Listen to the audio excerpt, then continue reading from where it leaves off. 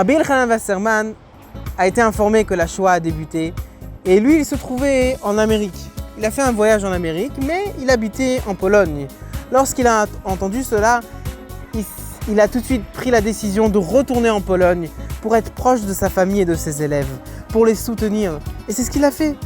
Il est retourné en Pologne, malgré que la Shoah a débuté, pour être avec ses Talmidim.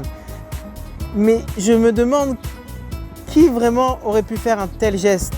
Qui aurait vraiment pu avoir ce grand courage de retourner avec ses élèves alors qu'il aurait pu très bien rester tranquille en Amérique? Et la vérité, c'est que plusieurs fois, dans l'histoire, on peut regarder que les Goïms, ils ont lâché leur équipe. Par exemple, au Titanic, le premier qui s'est sauvé, c'était le commandant de bord et il s'est enfui.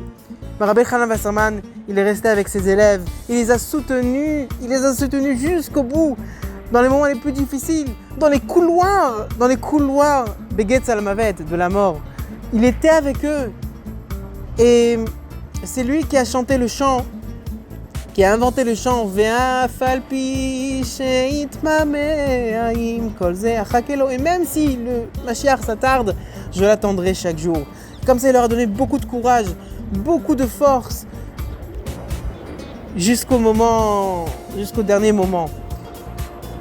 Rabbi Elchanan Wasserman est niftar avec ses Talmidim, avec un grand Kiddush Hashem, avec un immense Kiddush Hashem. Il faut savoir que Rabbi Elchanan Wasserman le savait déjà qu'il allait avoir la Shoah, grâce à son Rav qui s'appelait le Chafetz Chaim. Chafetz Chaim avait vu par Ruach HaKodesh qu'il allait avoir une Shoah. Et il a dévoilé qu'à son Talmid, Rabbi Elchanan Wasserman.